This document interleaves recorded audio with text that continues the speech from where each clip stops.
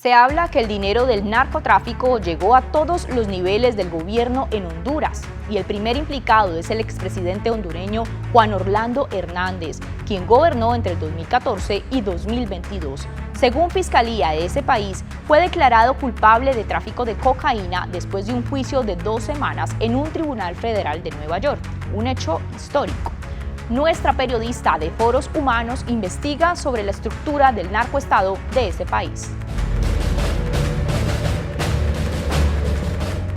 Juan Orlando Hernández pasó a la historia como el primer presidente hondureño declarado culpable por narcotráfico en una corte de Nueva York, pero la estructura del narcoestado se mantiene en Honduras. En 1988, en una conversación sostenida entre el abogado Miguel Ángel Izaguirre y el general de las Fuerzas Armadas de Honduras, Álvaro Romero Salgado, hacía alusión a que el narcotráfico había penetrado todos los estamentos de la sociedad hondureña, y si eso no paraba, hasta un presidente podría verse involucrado. Hasta el 1 de junio de 1988, Izaguirre se había desempeñado como juez de letras de lo criminal en Tela, un municipio del departamento de Atlántico, y en los últimos 2 años se había convertido en un cercano colaborador de la agencia antidrogas estadounidense DEA, al entregar sin miramientos a varios narcotraficantes colombianos que pasaban como empresarios y artistas radicados en Honduras. Y me dijo, abogado, si no se para eso, dentro de un cuarto de siglo hasta el presidente de la República va a ser enterrado. Él murió, pero las palabras fueron proféticas. Álvaro Antonio Romero Salgado era el que nos ayudaba. Era el líder de la sexta promoción de la escuela militar. Tras el fallo de culpabilidad contra el expresidente Juan Orlando Hernández en una corte de Nueva York, reitera que la participación de altos funcionarios del Estado en actividades de narcotráfico no es nada nuevo. Izaguirre cayó preso tras denunciar con nombres y apellidos a 4 magistrados de la Corte Suprema de Justicia, al Procurador General de la República y a 18 diputados que colaboraban con narcotraficantes. Ese mismo día lo destituyeron y lo mandaron bajo custodia militar. Estuvo en una celda durante 2 años hasta que llegó una nueva Corte Suprema en 1990. Izaguirre asegura que el boom del narcotráfico en Centroamérica y particularmente en Honduras se dio a inicios de los años 80. Porque los políticos vieron que estaban traficando droga autorizada por Honduras y hicieron su paralela. Yo denuncié el 1 de junio de 1988 a 4 magistrados de la Corte Suprema de Justicia metidos en el negocio. Al Procurador General de la República y a 18 diputados. Y me metieron preso. El documento Drogas, Aplicación de la Ley y Política Exterior, preparado por el Subcomité de Terrorismo, Narcóticos y Operaciones Internacionales del Senado de Estados Unidos, refiere que la DEA abrió una oficina en Honduras en 1981, pero la cerró menos de 2 años después, argumentando problemas presupuestarios. Menciona una serie de altos oficiales y exoficiales de las Fuerzas Armadas vinculados al narcotráfico, como el coronel retirado Rigoberto Regalado Lara, capturado en el aeropuerto de Miami en mayo de 1988 con 26 libras de cocaína. A la fecha era embajador hondureño en Panamá y hermanastro del entonces jefe de las Fuerzas Armadas Humberto Regalado Hernández. Documentos desclasificados aseguran que en esa época la DEA investigó por sospechas de narcotráfico a 7 coroneles más, también a Gustavo Álvarez Martínez y Humberto Regalado Hernández, estos 2 últimos jefes de las Fuerzas Armadas en distintos periodos. Pero los militares no fueron los únicos que aprovecharon el momento para entrar al ilícito negocio. Los políticos vieron que se estaba traficando droga autorizada, entre comillas, e hicieron su paralela, enfatiza el ex juez Izaguirre. De ahí su denuncia contra altos funcionarios del Estado y diputados que lo hizo caer en desgracia en 1988. El embajador estadounidense en Tegucigalpa, Everett Briggs, entregó al gobierno hondureño una lista de oficiales involucrados en el tráfico de drogas, de los cuales ninguno fue enjuiciado. En las siguientes 3 décadas los carteles de la droga se multiplicaron. Sobre esa base histórica, Juan Orlando Hernández construyó una estructura de corrupción y narcotráfico, al grado de afirmar que le metería droga a los gringos hasta por debajo de las narices, según uno de los testigos clave en los juicios contra él y su hermano, el exdiputado Juan Antonio Hernández. Este último ya cumple una condena de cadena perpetua y 30 años más. Pero los hermanos Hernández no son los únicos allegados al poder que han sido alcanzados por la justicia estadounidense. En los últimos 10 años han sido extraditados el hijo de un expresidente, un director de la Policía Nacional, varios diputados, oficiales de la policía y una serie de capos, hasta sumar más de 40 y con una lista pendiente de 28 más. De acuerdo a información de la Fiscalía estadounidense, los Hernández venían siendo investigados por actividades de narcotráfico más o menos desde 2004, cuando el menor de los 17 hermanos Hernández tenía 26 años y Juan Orlando ya era diputado. Una vez en el poder, el diputado, entre el 98 y el 2014, el presidente del Congreso Nacional 2010-2014 y presidente de la República entre el 2014 y 2022, Juan Orlando Hernández realizó reformas legales, sometió a los demás poderes del Estado e hizo nombramientos en las Fuerzas Armadas y Policía Nacional entre sus allegados. Esto le permitió en total impunidad saquear las arcas estatales y facilitar el trasiego de drogas de los carteles afines a él, mientras aparentaba una lucha antinarcóticos eliminando a sus enemigos.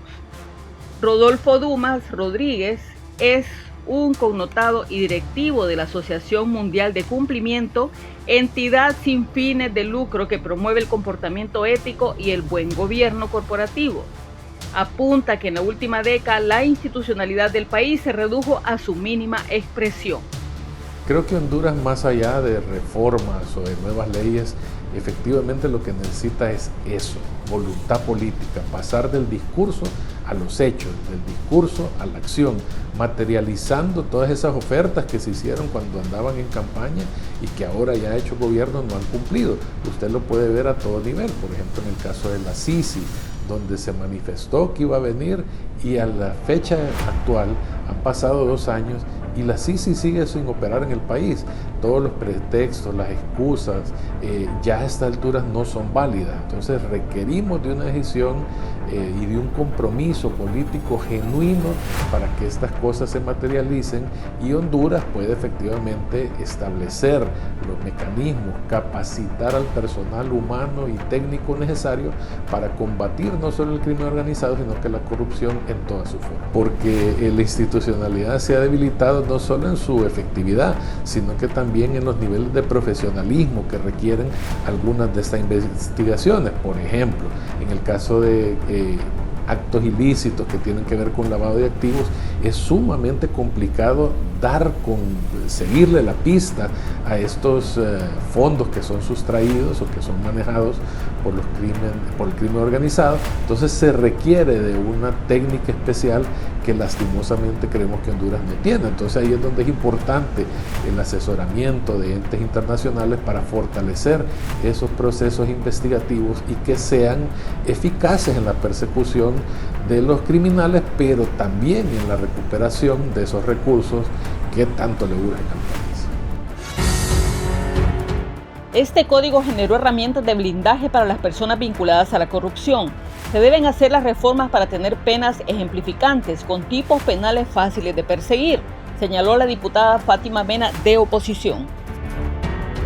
El Congreso Nacional, primero que todo, tiene que tener una posición firme sobre cuáles son los riesgos que corre un Congreso, pues que evidentemente tiene dentro de su engranaje, como lo ha tenido en el pasado, personas que forman parte de estas estructuras criminales.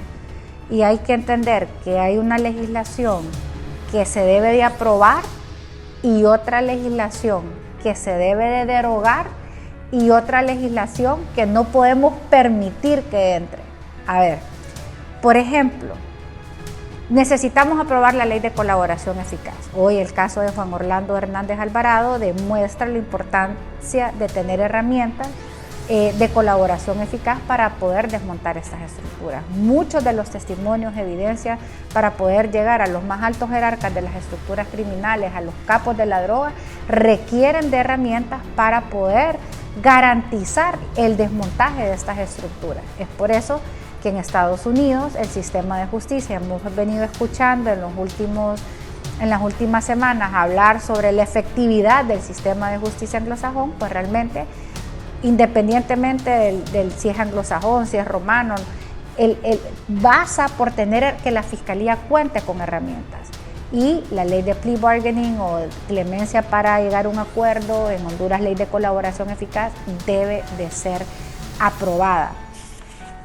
Hablábamos también de leyes que debíamos de reformar. Creo que ahí está el Código Penal de la Impunidad. El Código Penal de la Impunidad realmente generó herramientas de blindaje, especialmente para las personas vinculadas con casos de corrupción.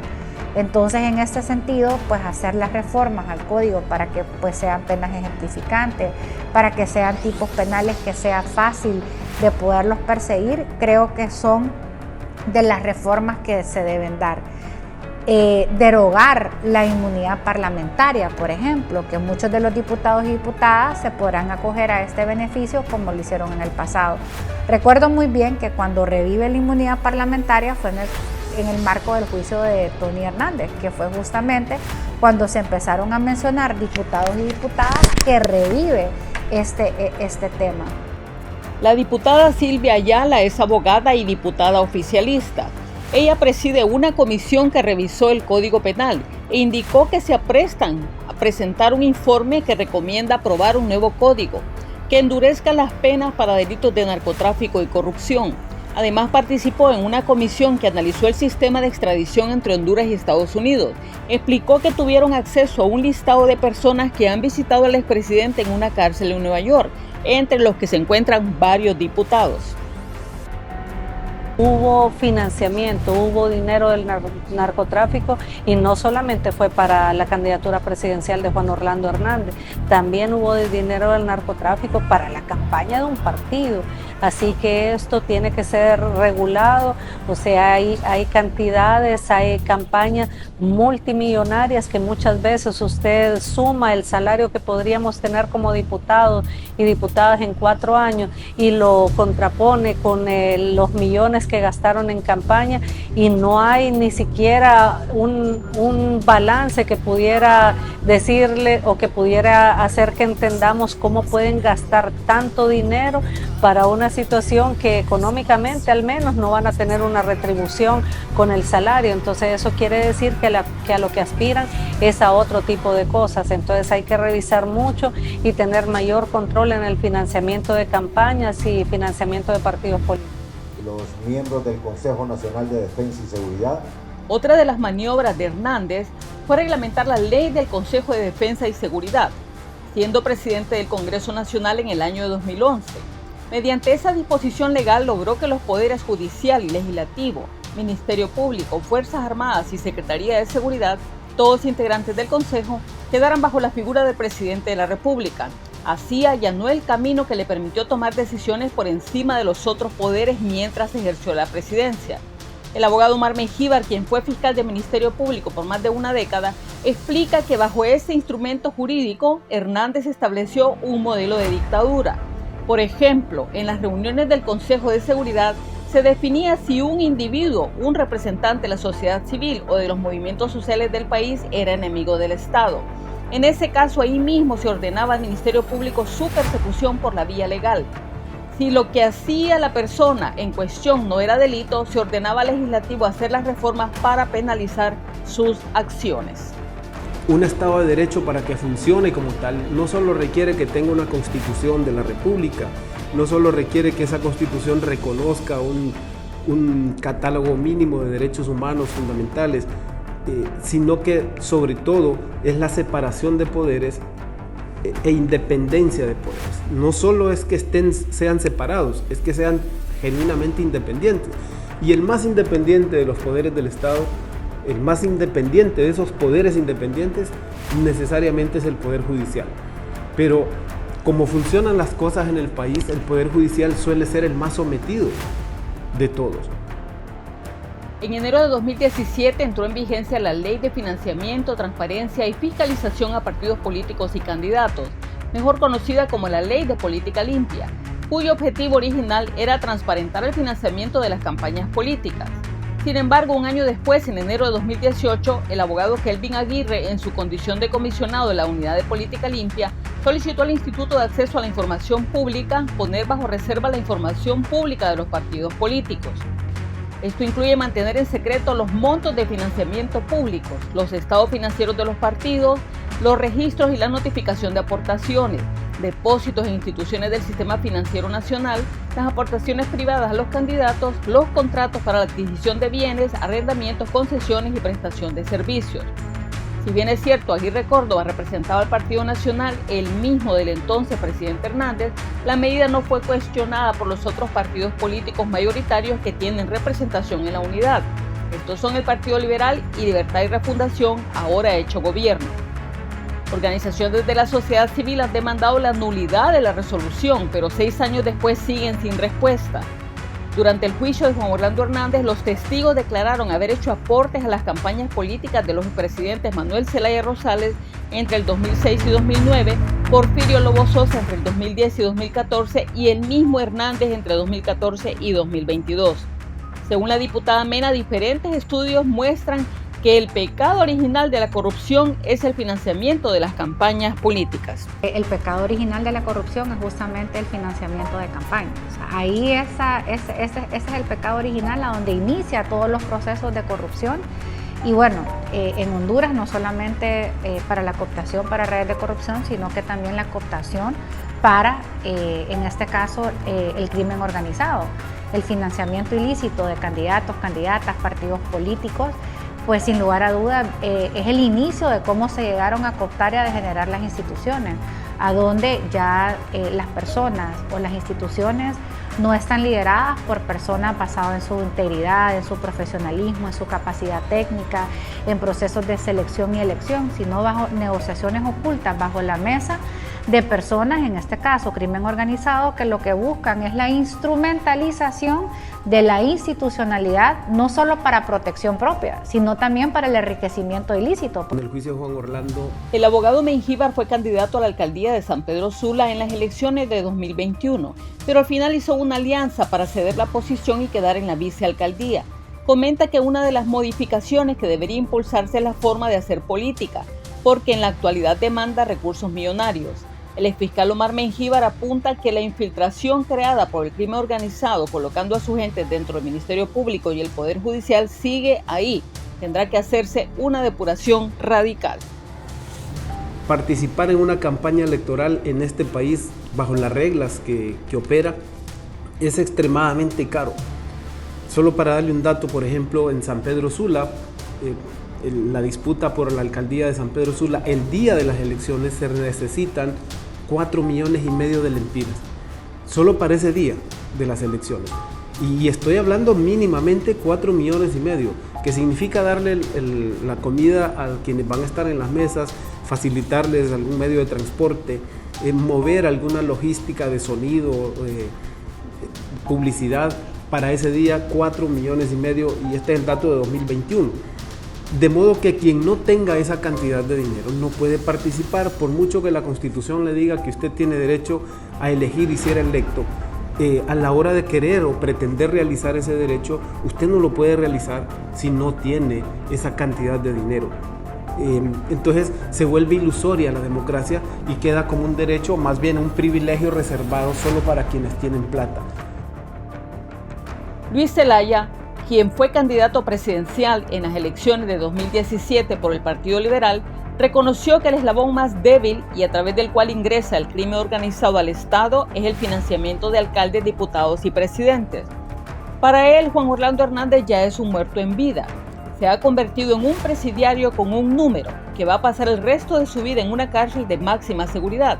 Pero el futuro es nuestro, es el de nuestro país, de nuestros hijos y nietos. Creo que hay dos factores primordiales. Primero, el más difícil, voluntad política, que no la hay. No hay una voluntad política real de evitar que el crimen organizado penetre las estructuras del Estado a través de su eslabón más débil, que es las elecciones, ¿no? Al financiar alcaldes y diputados, pues logran penetrar las estructuras del Estado. Porque quienes deciden, quienes nombran, quienes eligen al Ministerio Público, las autoridades del Ministerio Público, los diputados. Quienes eligen los magistrados de la Corte Suprema de Justicia, los diputados. Quienes eligen los ascensos en las Fuerzas Armadas, en la policía, los diputados. quienes nombran comisiones de intervención que luego no cumplen con su función, o su función, como el caso de la depuración de la policía, es sacar a los buenos policías y dejar a los malos. Entonces son los diputados. Ahí es el eslabón más débil y ciertamente no visualizo voluntad política. En segundo lugar, creo que es un control más estricto, ¿no? Un control mucho más estricto en los procesos de elección de segundo grado, puesto que a partir de ahí sabemos que se cuelan, ¿no? Se cuelan el crimen organizado para poner a sus piezas, ¿no? El hecho de que el Tigre Bonilla, director nacional de la policía, se haya declarado culpable del delito de narcotráfico, nos debe poner las barbas en remojo en cualquier estamento de nuestra institucionalidad. Santos Orlando Rodríguez Orellana es un capitán retirado del ejército hondureño. En 2014 formó parte de un operativo antinarcóticos en La Mosquitia. Interceptó un helicóptero vinculado al tráfico ilícito de estupefacientes. El oficial recibió información de que la aeronave pertenecía a Juan Antonio Hernández, hermano del entonces presidente Juan Orlando Hernández, y así lo reportó a sus superiores. Como represalia fue removido del cargo y el Ministerio Público lo acusó de allanamiento y torturas. Fue investigado por presuntos nexos con el narcotráfico y corrupción, contexto que las Fuerzas Armadas aprovechó para darle de baja deshonrosa. En 2018, ante la falta de pruebas, fue absuelto de todas las acusaciones y en febrero de 2021 anunció su candidatura presidencial. En todo momento se mantuvo firme en sus denuncias contra los Hernández, como narcotraficantes, y contra sus colegas militares como colaboradores cercanos. En noviembre de 2021, 24 días antes de las elecciones, lo detuvieron a él, a su esposa y a su suegra y los acusaron de lavado de activos. En junio de 2023 los tres fueron absueltos. El expresidente ya había sido extraditado a Estados Unidos en abril de 2022. Rodríguez Orellana insiste en que no ha cambiado nada y que estos 2 años de gobierno no se ha enjuiciado a nadie relevante por narcotráfico, pese a que hay un sinnúmero de casos. Las estructuras creadas por Juan Orlando Hernández siguen operativas. El vínculo del narcotráfico durante todo este tiempo en los gobiernos en nuestro país, lamentable, utilizaron a instituciones como las Fuerzas Armadas, la policía, sin temor a equivocarnos, hasta la Fiscalía, y un sinnúmero de instituciones en el país, utilizaron el poder para este tipo de flagelos que ha perjudicado tanto a Honduras como a la humanidad entera. Entonces, lo que hoy en día está pasando, pues eso es lo que los hondureños sospechábamos y sabíamos. Se hizo un trabajo de inteligencia. Lamentable que los entes de seguridad o los entes de justicia en nuestro país nunca hicieron nada. La política ha sido uno de los factores primordiales. Los hombres que han manejado las políticas de nuestro país se vincularon. El narcotráfico en Honduras ha pasado a 2 facetas. Una faceta de hombres comunes y corrientes que solamente pagaban a los entes de seguridad para el trasiego de la droga. Y la segunda faceta es cuando ya hay involucramiento de los políticos, diputados, familiares de los mandos superiores, jefes de las Fuerzas Armadas, instituciones gubernamentales vinculadas a este flagelo. Entonces ya cambia el panorama. Difícil porque todo esto se vino a politizar. Las instituciones que han sido de una jerarquía y de un mando vertical como las Fuerzas Armadas y la policía pusieron de jefes a quienes ellos le convinieron, y todavía estamos en esa situación.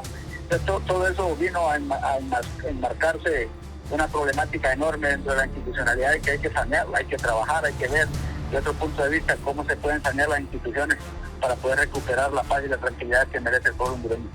Mientras algunos critican el hecho de que un político prominente pueda ser extraditado y juzgado en el extranjero, otros admiten que el sistema político hondureño es demasiado débil, particularmente en la división de poderes. Juan Orlando Hernández fue hallado culpable en 3 delitos de narcotráfico y posesión de armas el pasado viernes 9 de marzo de 2024. Y el 13 de marzo, su esposa Ana García anunció el lanzamiento de su candidatura presidencial en un intento de mantener las estructuras de poder arraigadas en el Estado, la Policía Nacional y las Fuerzas Armadas. Pero el panorama es incierto, ya que las organizaciones criminales se niegan a dejar el poder.